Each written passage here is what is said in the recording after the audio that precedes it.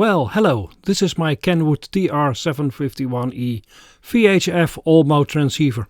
It's almost 39 years old and has intermittent problems with receiving SSB signals. Let's see if I can find the problem or problems and if it's repairable. Are the parts still available or not? Welcome on my channel.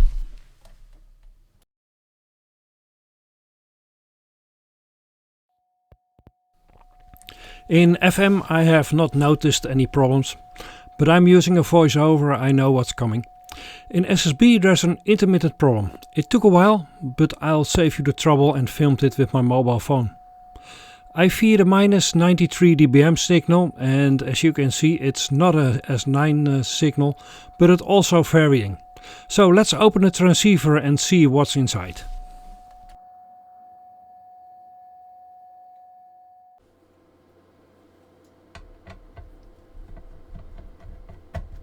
Opening the Kenwood TR751E is done by removing the 4 screws at the top and remove the 6 screws of the shielding. This is where the PLL board is located.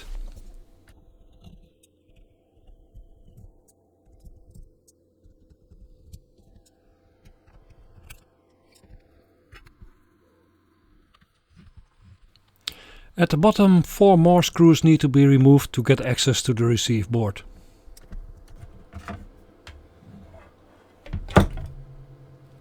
I removed the speaker to get better access.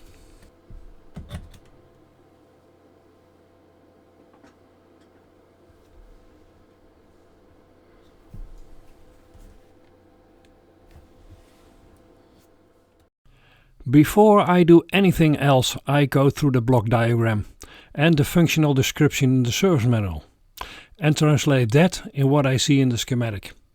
Then I start to do some measuring. Let's have a look at the block diagram together. The RF signal from the antenna plug is distributed into the bandpass filter and get amplified from the first time here. Then the signal is mixed here with the first local oscillator signal from the PLL to produce the first EF signal of 10.695 MHz. Unwanted signals are filtered by a 2-stage monolithic crystal filter. After the filter, the signal is distributed to either the SSB or the FM circuit. Now let us translate this to the schematic. Now you see why you have to start with the block diagram. I enlarged this area. Now this is much better.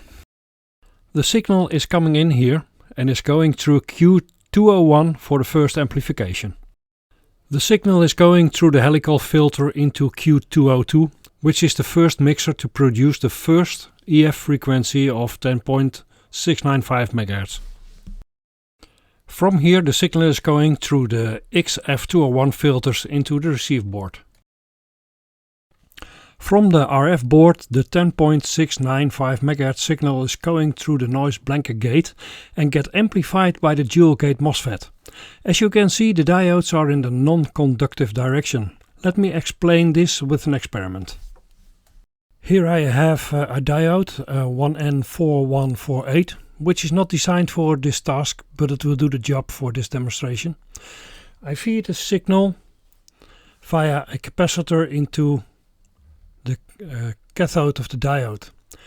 The anode is also going through a capacitor to the oscilloscope, and a resistor.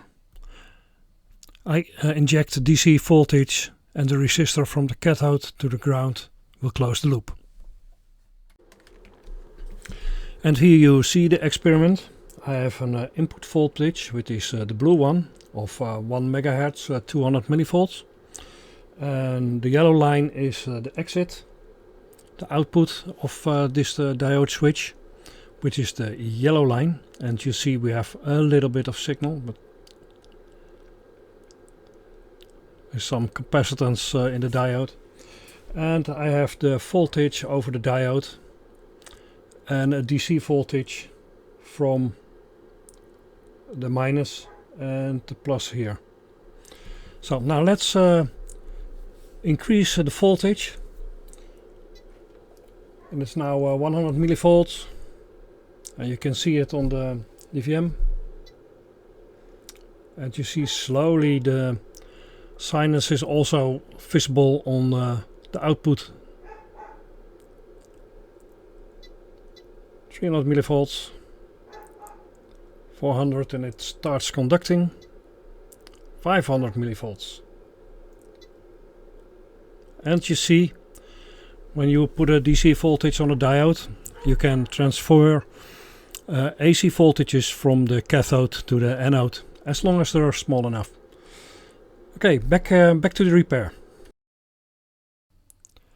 To be able to do any measurements, I have to be at the copper side of this PCB. That is where the SMD components are located. This is also why you need the layout of the PCB, which can be found in the service manual.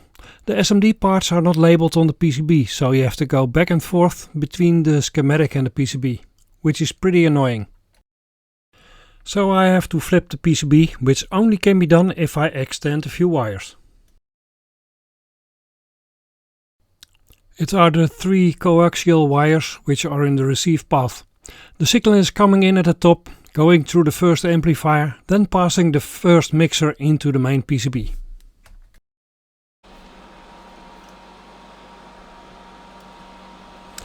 I am soldering the coax extension directly on the PCB.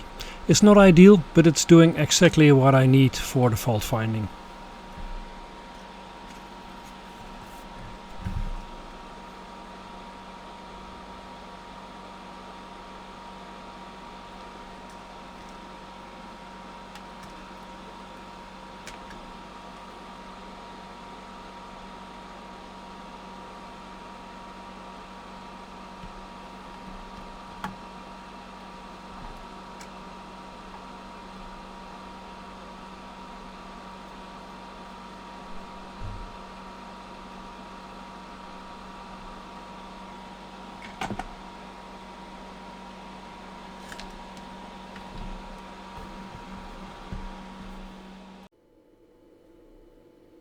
With all the preparations done, checked the transceiver, looked at the block diagram and where this fits in the schematic, made the PCB free so I can measure at the SMD component side, I can finally start to do the essential measurements. I did this with my DSA 815 spectrum analyzer and used the TinySA Ultra as signal generator. But because I could not show you everything on screen, I changed my method.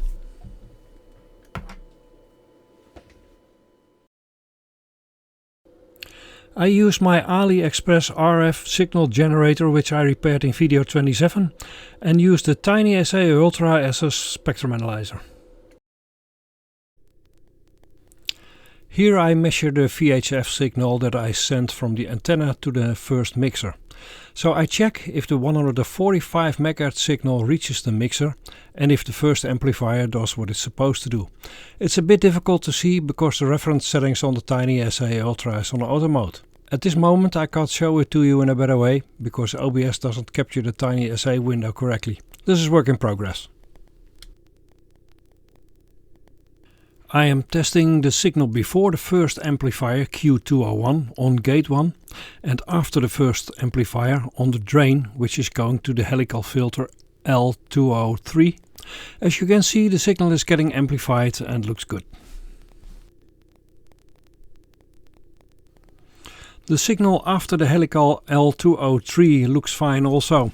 Sometimes it takes a while to find where to put the homemade probe, but we'll get there.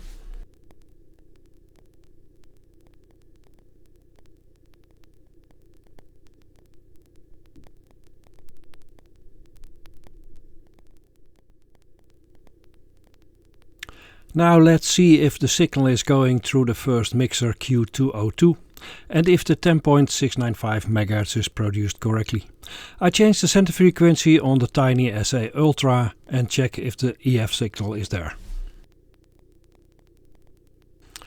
And here is the EF signal before it's going through the two-stage XF201 filter.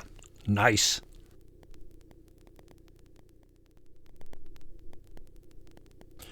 Now I jump a little bit forward in the schematic and measure the signal before and after filter XF1. The signal before the filter looks great, about minus 10 dBm. And this is where I measure the input signal. but the output signal looks different. That is 40 dBm lower than the input signal. That's not good. Although the signal is off frequency, it is within the specifications of the filter. The signal can be a little bit lower, but not 40 dBm. I checked it again off camera with the right frequency, but the conclusion is still the same. The filter is attenuating the signal with 40 dBm and needs to be replaced.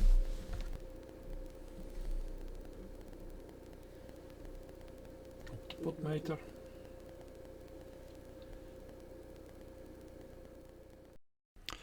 It is this filter, a 10F2S. I have not found the replacement part yet. The search will continue.